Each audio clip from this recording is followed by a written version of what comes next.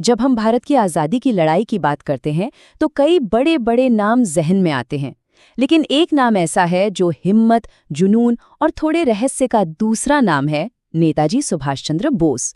उनका रास्ता औरों से बहुत अलग था और उनकी कहानी आज भी एक बड़ा सवाल खड़ा करती है कि आज़ादी की असली कीमत क्या है। ये सिर्फ शब्द नहीं थे, ये उस दौर की राजनीति को एक सीधी चुनौती थी।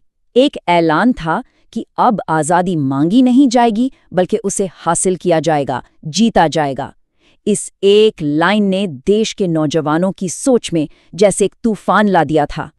तो आखिर नेताजी इतने अलग क्यों थे? उनकी कहानी को समझने के लिए हमें उनके फैसलों को देखना होगा, वो फैसले जिन्होंने इतिहास का रुख ही मोड़ दिया। और ये सब शुरू हुआ एक ऐसी चीज को ठुकराने से जिसका सपना उस वक्त का हर पढ़ा लिखा भारतीय देखता था। वो पैदाइशी तौर पर ही बहुत तेज थे। जरा सोचिए, उस जमाने की सबसे मुश्किल परीक्षा ICS उन्होंने पास कर ली। ये ब्रिटिश हुकूमत में सबसे ऊंचे पद पर पहुंचने का एक गोल्डन टिकट था। लेकिन उन्होंने एक आरामदायक जिंदगी और बड़े ओहदे को छोड़कर देश की गुलामी की जंजीरें तोड़ने का मुश्किल रास्ता चुना। ये सिर्फ एक नौकरी छोड़ना नहीं था, ये उस पूरे साम्राज्य को एक खुला चैलेंज था। और यहीं से आज़ादी की लड़ाई में दो अलग अलग सोच साफ दिखने लगती है। एक तरफ थे गांधी जी, जिनका रास्ता अहिंसा और सविनय अवज्ञा का था, तो वहीं दूसरी तरफ थे बोस, जिनका ये मानना था कि आज़ादी के दुश्मन से उसी की भाषा में बात करनी पड़ेगी, यानी सीधा टकराव। उनकी सोच इस एक लाइन में साफ झलकती है। आज़ादी कोई तोहफा नहीं है जो कोई हमें देगा, ये हमारा हक है और इसे छीनना पड़ेगा।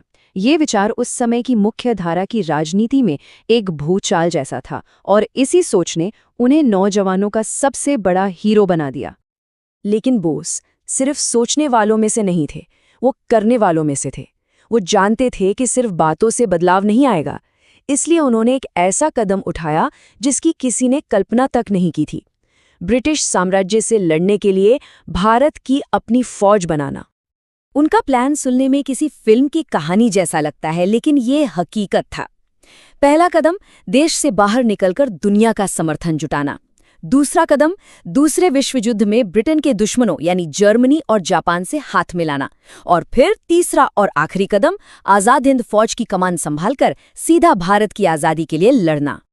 साल 1943 ये सिर्फ एक तारीख नहीं है, ये वो पल था जब नेताजी का सबसे बड़ा सपना सच हुआ। सालों के संघर्ष के बाद आखिरकार उन्होंने आज़ाद हिंद फौज की कमान संभाली। ये भारत की अपनी आज़ाद सेना थी जिसका एक ही लक्ष्य था, दिल्ली चलो। हाँ, ये सच है कि आज़ाद हिंद फौज जंग के मैदान पर शायद वो जीत हासिल नहीं कर पाई जिसकी उम्मीद थी, लेकिन इसका असली असर लड़ाई से कहीं ज्यादा गहरा था।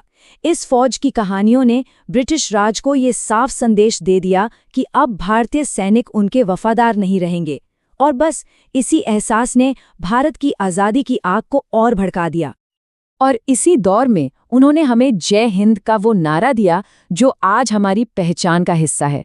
ये सिर्फ दो शब्द नहीं है, ये एक भावना है, एक अभिवादन है जो पूरे देश को एक साथ जोड़ता है।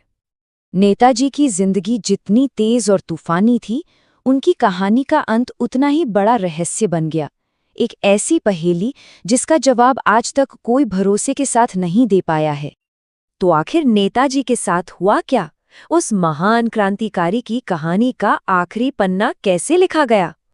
जो ऑफिशियल कहानी है, जो सरकारी रिकॉर्ड्स कहते हैं, वो ये है कि 18 अगस्त 1945 को ताइवान के पास एक प्लेन क्रैश में उनकी मृत्यु हो गई। लेकिन इस कहानी पर देश का एक बहुत बड़ा हिस्सा कभी यकीन ही नहीं कर पाया। सालों तक ये उम्मीद, ये कहानियां चलती रहीं कि नेताजी जिंदा हैं और किसी दिन वापस लौटेंगे। और ये रहस्य आज भी उनकी शख्सियत का एक बड़ा हिस्सा है। उनकी जिंदगी का आखिरी चैप्टर भले ही एक पहेली हो, पर उनकी विरासत वो बिल्कुल साफ है, सूरज की रोशनी की तरह। एक ऐसी विरासत जो आज भी करोड़ों लोगों को प्रेरणा देती है। उनकी विरासत सिर्फ नारों या तस्वीरों तक सीमित नहीं है। उनकी असली विरासत है ये सोच कि देश से बढ़कर कुछ नहीं। उन्होंने पीढ़ियों को सिखाया कि देशभक्ति सिर्फ एक एहसास नहीं, बल्कि एक एक्शन है, एक जिम्मेदारी है और एक अनुशासन है। नेताजी सुभाष चंद्र बोस की पूरी जिंदगी शायद इसी सवाल का जवाब है। उनकी कहानी हमें ये यकीन दिलाती है कि अगर इरादे मजबूत हों और हिम्मत अटूट हो तो एक अकेला इंसान भी इतिहास का रुख मोड़ने की ताकत रखता है।